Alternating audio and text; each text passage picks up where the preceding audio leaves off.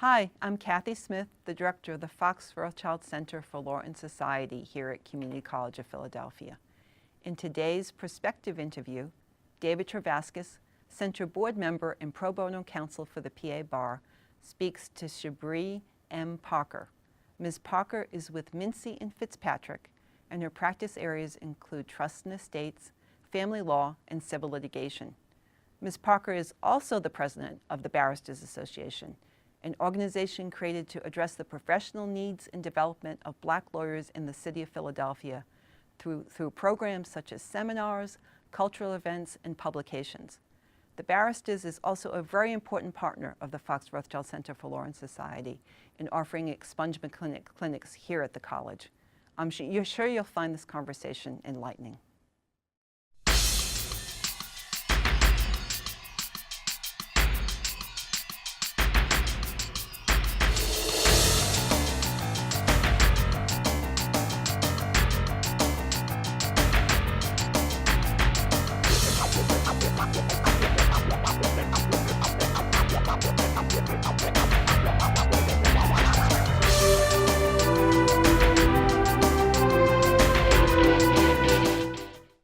Welcome to the Perspective series of the Fox Rothschild Center for Law and Society on CCP TV, the Emmy-nominated educational channel of the Community College of Philadelphia. I'm David Travaskis, an adjunct professor here in the Paralegal Studies program. Today's guest is Shabrei Parker.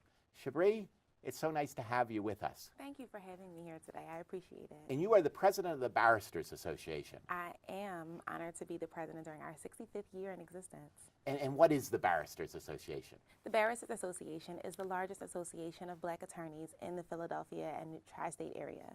We are an affiliate chapter of the National Bar Association, which is the largest organization of African American attorneys across the country. And the history, you said 65 years. Why did this organization start? Because there's a bar association for all the lawyers of the city. Why was there a need for a Barristers Association for Black lawyers here in Philadelphia? Well, to kind of back up a little bit, the purpose of the National Bar Association was to address the inequities in the American Bar Association. When the American Bar Association would not allow Black attorneys to join its ranks, the National Bar Association was created. The Barristers is an affiliate chapter of the National Bar Association, which, as you mentioned, is in a city where there is a local and a state bar association. However, back in 1950, when the Barristers Association was founded, we were at a place where the Pennsylvania Supreme Court wasn't allowing African American attorneys to get into the bar and had a history and pattern of restricting our admission to the bar. So the Barristers is an organization which allows for our members to have a place within the ranks of both the bar and in the profession. And our audience probably would be surprised to learn, because in 2015 it doesn't seem that this is the kind of thing we worry about, but there was a time when the Supreme Court was only allowing 2 Black lawyers to join the bar each year. Yes, and if I encourage all of the viewers out there to get a copy of the Leah Corus report. What you'll find in there is that there was a systemic problem where there were only 2 African American attorneys admitted to the ranks. In fact, there are a few attorneys who are being admitted posthumously, like Nolan Atkinson, whose grandfather was just admitted to the bar posthumously and would have been one of the first African American attorneys admitted to the bar if he would have been so allowed. He went on to go get admitted in New York and other places before later being admitted in Pennsylvania, but that just kind of highlights the fact that it was a problem with admitting Black attorneys and that the problem persisted well beyond what people would think that kind of segregation would have continued. Right, because the Leah Corus report is a 1970 report. Yes. And what that report, which the president of Temple University, he was the dean of the law school at the time, but that report, what they found was that systematically the Black lawyers taking the bar exam were being excluded, isolated, their grades were being manipulated so that no matter how many actually passed the bar, only 2 would be admitted each year. And I don't even know that those 2 were guaranteed. But it was such a small number that it was not representative of the amount of qualified Black attorneys who were actually in the state of Pennsylvania at the time. And it kind of worked to keep us out of a place that we'd all earned the right to get into.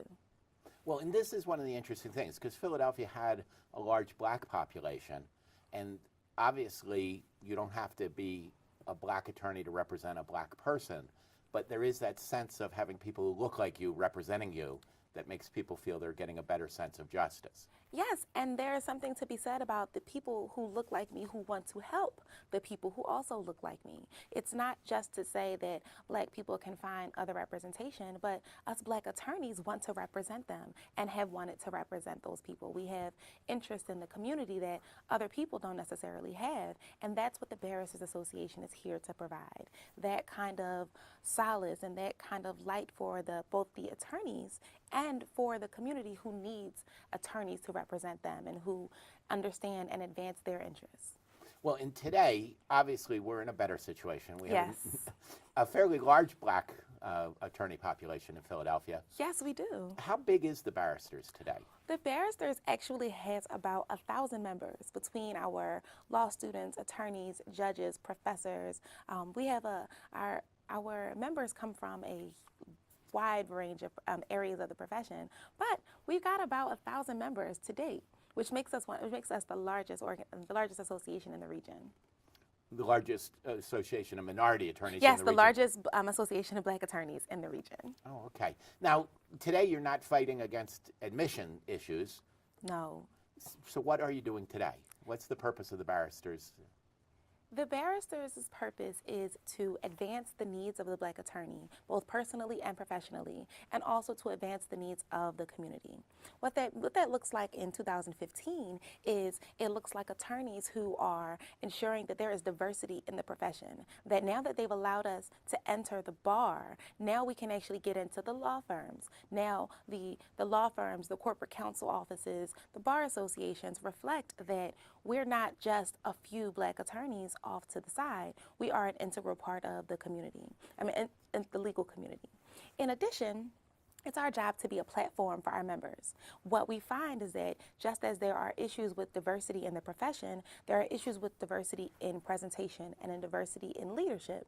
So the Barristers Association gives people the platform to say, be a leader in the community, to present seminars or CLEs in the community, to serve as our organization's leadership, and ultimately to serve in the larger bar associations, be it the state and or the local bar associations ranks. So the Barristers kind of cultivates the ability for the black professional to grow in their practice and to create a platform for those coming behind us to continue to do so. And you really are part of this newer generation coming on. I am. And you've been sort of the beneficiary of the giants of the profession who came Thankfully before you. so. But why don't you tell your personal story to our audience? You're a Philadelphia native. You went to Central High. Why don't you tell us how you got to where you are? Because I think it also shows the impact of the barristers. Well, as you said, I am a Philadelphia native. I am a graduate of Central High School, Class of of? 262. 262. And I proudly am the first person in my family to go to college. So I went to Millersville University, where I got a degree in English. And then I went on to go to law school at the Drexel University Thomas Klein School of Law. I then went on to get an LLM from the Temple University School of Law. And I worked for a judge, I've worked for solo practitioners, I've worked at a small firm, I've started my own practice, and the Barristers has been a place that allowed me to cultivate where I was going. I joined the Barristers when I was a second-year law student, and I attended what is now one of my favorite events, our Martin Luther King Jr. Memorial Breakfast. So I became my first introduction to the Barristers was through training for the Martin Luther King Jr. Day of Service that we do each year immediately following our Martin Luther King Jr. breakfast. At the time, we were doing a conflict resolution program where we were going into high schools and talking to the students about ways to mediate conflict. That program evolves every year. We've gone through an orators program where we teach students about speeches, and we've also gone through a Know Your Rights kind of program where we help students to understand what it means what the Fourth Amendment and the Fifth Amendment mean to them in real time, in real life. So my introduction to the Barristers came through service, and it continued by my involvement in our programming. We've got programming that kind of covers everyone that you want to touch. If you're interested in children, there is a program to help you build the pipeline of new attorneys. If you're interested in law students, there is a place for you to do that. if you're interested in serving the community, we have clinics like an expungement clinic and our new life planning clinic, which allow us to serve different facets of the community. So what I found was that the barristers had a place for me and for me to try new things. I ultimately joined the barristers, became actively involved. I helped to plan a few events because it's a place where if you want to get involved, you want to do more, it's always an open door for you. And I ultimately became a member of the executive board. I served on the executive board for 3 years before becoming president-elect, and I am proud to serve as the president during our 65th year at this point. Which is a wonderful story. But at the same time that you're working with the barristers on this, you're also working in the larger bar. Yes, I also serve on the executive committee of the Young Lawyers Division in the Philadelphia Bar Association. I served on the Minority in the Profession Committee of the Pennsylvania Bar Association, and also with their Young Lawyers Division as well. So the barristers and the Philadelphia Bar collectively allowed me to grow into the leader that I'm able to be today. And really is a wonderful image that you present here. I want to go back to some of the barristers' events and the Martin Luther King breakfast that we talk about. That happens every January, and that is a great event. Philadelphia is blessed to be the site of more Martin Luther King Day activities than any other place in the country, but everyone starts their day with the Barristers King breakfast. I think that has over 1,000 people coming each year now. From your words to God's ears, we're actually around 500 or 600 people. We would love to get to 1,000. We're growing every year. But yes, our Martin Luther King Jr. Memorial Breakfast is done every year, first thing in the morning on Martin Luther King Day. It is held from 8 a.m. until 10 a.m. And each year we offer awards to members of the profession and the judiciary. We have an award named for William F. Hall. Who was a judge, a federal magistrate judge. Yes. And one of for our audience to know, one of the first really great black law firms in the city was a law firm that had men who had been excluded from other firms. They formed their own firm, all African American lawyers, all of whom became judges, Judge Hall being one of them. Yes, and we have an award named for him at our breakfast. We provide an Outstanding Organization Award. We give an award to a Woman of Distinction, and we also honor an outstanding young lawyer for their contributions to the profession. So our Martin Luther King Jr. breakfast is attended those near and far. All of the members of the profession, the judiciary, politicians, a lot of our law students, and a lot of members of the community are introduced to the barristers through our breakfast. And we're proud to say that we touch a lot of people each year. Well, and that's a breakfast I've gone to for many years, and I can remember when we could host it in the basement of one of the local churches, and we would have a couple hundred people and fill the basement, and today we fill the largest conference rooms in the local hotels. Yes, large ballrooms, and we are very proud to say that each year our attendance grows. It's a sight to be seen. The breakfast is one of the proudest moments of the year. Well, and then you follow that breakfast with an event geared to usually some sort of school activity. Yes. Where you're working with the younger people, trying to give them role models to build up. What we do is, as attorneys, our Day of Service program is one where we provide our attorney skills to other people. That's not to say that there aren't other Day of Service programs, but our Day of Service program is targeted specifically to the ways that we can use our skill set as attorneys to help impress upon students. So we've done conflict resolution programs, we've done young orators programs where we help to teach them about the tools of communication. As attorneys, our words are our tools, so we help to impress upon that to other students. And moving forward, we cover topics like knowing your rights, what the Fourth Amendment, what the Fifth Amendment, what those, especially the Fourth, what they mean to our youth, and how it is that as attorneys, we can help them to understand what it is that they need to do and how it is that they need to do so that they can advance in the society within which they reside. So our Day of Service program is happily a way that we reach a lot of usually high school students in a way that helps them to understand that there are black attorneys, and these black attorneys are here to impress upon them a skill that we've acquired and can share with them that they can use in their everyday, still in high school life. Mm-hmm. Well, and that idea of being role models and showing people a pipeline into the profession is something that is also part of the barristers. Absolutely. And how do you do that in a formal fashion? We have formal mentorship programs, like what our program, we call it Bar Buddies, where we pair our attorneys with law students who are studying for the bar.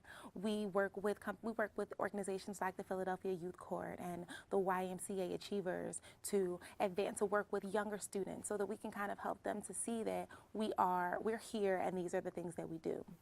Additionally, we provide in-house kind of ways to cultivate the growth of students. We include paralegal students when we do our expungement clinic. So from our perspective, we also do the Drum Major for Justice program, which is a program that is sanctioned by the National Bar Association, and it is an essay writing competition each year that encourages high school students to get involved, to address an issue that's often what would Martin Luther King say about this thing, or if this civil rights leader were around today, what would he have to say about this current issue? And it helps to engage students in a way that makes them really think about what's going on, what they can do about it, and what the ramifications are.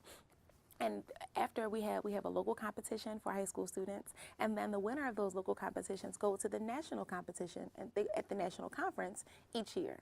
So we have ways that we reach out to students at different levels, and we try to make it consistent so that when we do things like our education forum, which reaches usually middle school students and maybe some high school students, our education forum is one where we highlight the path that it took to get from 6th grade to lawyer. We include college students, law school students, and attorneys, and help young children to understand that being a lawyer is an attainable goal, and you can be one when you're still young. So Well, it works out well. Now, for you growing up, were you part of any of these programs as a kid? I was not, actually. The truth is that I didn't want to be a lawyer until I got to college. When I was a younger student, I thought that I was going to be a journalist. I really wanted to be an anchor on the TV news, and I thought that that was my path until I got to college. My degree was, as I said, is in English, so I came in as an English major, and I will never forget. There was one really, really hurricane rainy day, and I saw a reporter outside with her little umbrella, and I was like, okay, no, what else can what else could I do? And it was then that I started to seriously pursue becoming a lawyer, and I realized that it would be the perfect fit for me, and I'm ecstatic at my choice. Well, we're so glad that you did make that choice. One of the things that Barristers does, and they do this in cooperation with the Community College of Philadelphia, with our Fox Rothschild Center for Law and Society, is the expungement clinics you mentioned. Yes. And this is a way that you outreach to people who are not going to be lawyers, people who are not thinking about careers in that area, but people who are being stymied from getting jobs because of problems in their records. Can you talk about that clinic and talk about why you guys do such a project? So as a Barristers Association, I was saying that our job is to cultivate the black lawyer professionally and personally, but also to serve as a beacon of light for the community. That means that we use our skills to advance our community. Sometimes that's trying to inspire people to become lawyers, but other times it's addressing needs that our community has. The expungement clinic addresses one of those fundamental needs. In the state of Pennsylvania, when a person is arrested and charged with a number of charges, often a litany of charges, they often go to court, and be it at the municipal court level or at the common pleas level, have those charges dismissed, withdrawn, or what you may see on a form called null pros, which is Latin for not prosecuted. And what happens is that those arrest records, they remain with a person. So when a person is 5 years later down the line applying for a job and someone does a background check on them, they then see this litany of charges that were only charges. So what the expungement clinic does is the expungement clinic erases that arrest data from these people's records so that they can go on to become employable citizens. In addition to full-out expungements, because the law in Pennsylvania is rather limited. You can only have arrest data for those charges that were acquitted or were not convictions, or convictions that resulted in alternative ARD. So those are basically a non-trial disposition. It's not an actual penalty that sticks with you. Those are the only things that can be expunged under Pennsylvania law. So what we also provide are services called redactions. And a redaction says that even if you were convicted or pled guilty to this one charge, these other 17 that you were charged with can be removed from your record, because the image that you're being portrayed by is one that reflects all of these charged but unconvicted offenses. So our expungement clinic is a way for us to reach out to the community, those who are just trying to better themselves, trying to become more employable, and make an opportunity for them to do so. It's a way that we can use our skill set to advance those who need us, but the most important part is that they wouldn't be able to afford us. It's a way of giving back. And thankfully, and as much to our delight and we were ecstatic about it, we were actually awarded with the Andrew Hamilton Award at the Andrew Hamilton Gala for a pro bono service. Over the past 5 years, our expungement clinic provided more than, I think about upwards of $500,000 to $250,000 in free legal services by providing expungements to hundreds and even thousands of people over the years. So it's a way for us to take our skills and use them for the greater good of the community. And it makes us really proud. Well, and it should make you proud. The expungement clinic that you do at the community college each year draws well over 100 people who otherwise would not get that kind of help. And then you also do those clinics in other places. We serve everyone who comes through our doors. Everyone who needs help gets help. But when I say the Black community, I say that because the Black community has historically needed specific representation. So it's our job to be representatives of and for and to the Black community, but not to the exclusion of others. No, and I've even seen that in your drum major contest. Yes. You've had young students who are not African American participate in the competition and do quite well. Absolutely. Now, are there other service projects that you'd like our audience to know about? Yes. So the Barristers so we kick off, so let's start with January. Let's start with the Martin Luther King Jr. Day of Service. The breakfast. Then there's the Day of Service. We also do a life planning clinic. And the life planning clinic, similar to the expungement clinic, is one that serves our senior citizens. It's an underserved population, and what we do for senior citizens is that as attorneys, we sit down with them and we draft living wills and healthcare directives. We draft actual wills and testaments, and we draft durable and financial powers of attorneys. That way, we can help our underserved senior citizens, those people who take care of everyone but don't necessarily take care of themselves or don't get taken care of. We make sure that they can help to rest comfortably knowing that their affairs are in order, the people who they need to take care of them can take care of them. And it's a really exciting time for us. In addition, we do an annual awards and scholarship gala.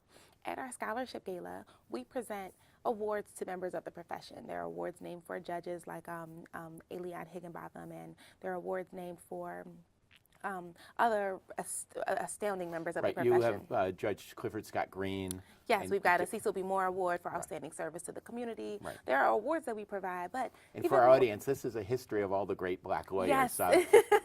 Judge Higginbotham was the Chief Judge of the Third Circuit. Judge Green was one of the first federal district judges, and Cecil B. Moore, a legendary Philadelphia lawyer. The giants of the profession. We're proud to have awards in their namesake, but what I'm actually more proud of is that we provide scholarships to law students at our scholarship gala every year.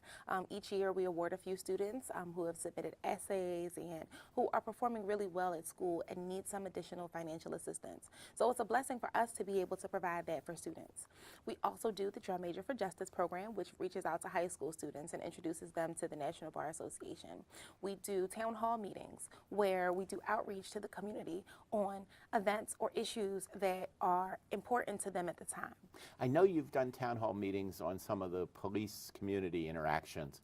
And if somebody was interested in doing something like a town hall meeting, is there a way for them to connect with the barristers? Everyone should visit our website, phillybarristers.com. PhillyBarristers.com. We're always available as a resource, whether it is that we can actually put on the program that a person is looking to put on, if we can provide support to it, or sometimes people just need a bit of direction about where they're going with their own idea. And the barristers are always here to serve. So we do town hall meetings, and we round out our year with our expungement clinic, which we do the first weekend in December of each year. That's the one at community college. That's the one that's at community college. And in addition, I almost forgot, one of my other favorite events of the year is our annual turkey drive. We've been doing it for 31 years to date, and it continues every year the weekend before Thanksgiving, where we proudly give out turkeys to individual members of the community, as well as to organizations, churches, Boys and Girls Clubs, ministries like the Chosen 300, where and it's been steadily growing. People like Judge Lillian Ransom tells me about the days when the turkey drive used to be a door-to-door kind of operation where everyone got a certain number of turkey baskets and they got to drop them off. Now the turkey drive has grown to a mammoth where we provide upwards of 500 to 600 turkeys to families all across the city. They get a turkey, and we call it a turkey basket because in it we provide turkeys, stuffing, corn, all of the fixings for a turkey dinner, Thanksgiving dinner.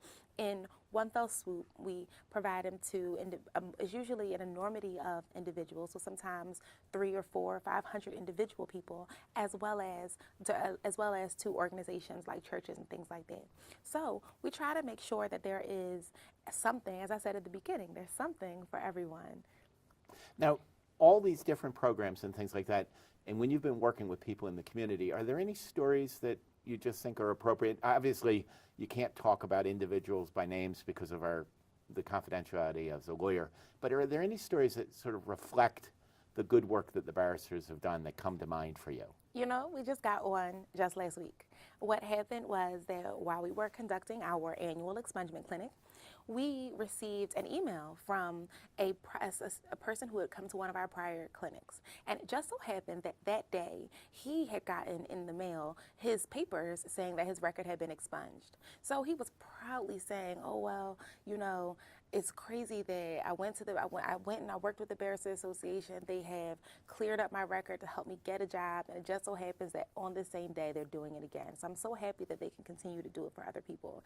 And if no one else, that just really made our hearts smile because that's why we do it. We do it because we're trying to make a difference in the lives of our community. And when we can do so, it's an honor. Do you ever feel, because obviously the members of the barristers are lawyers, they're people who have achieved, they've gone through college, they've gone through law school.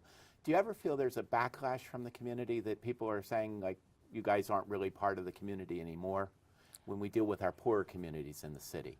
I have not felt that, and I think that it's because of our outreach to the community. We serve our underrepresented and people who don't have enough with our turkey drive.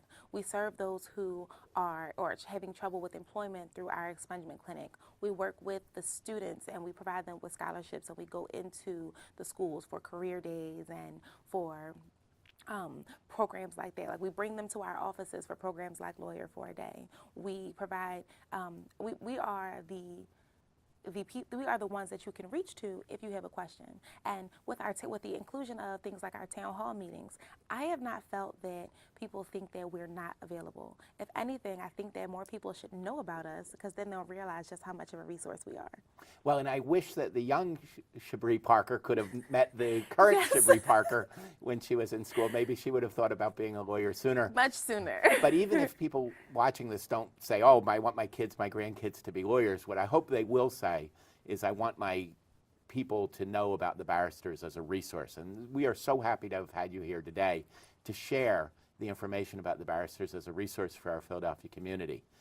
This is going to be the end of our time. I do want to thank my guest, Shabrei Parker, for being here with us. And I want to thank all of you for tuning in. You have been watching the Perspective series of the Fox Rothschild Center for Law and Society on CCP TV, the Emmy-nominated educational channel of the Community College of Philadelphia. I'm David Travaskis, an adjunct professor here in the Paralegal Studies program. We will see you next time on CCP TV.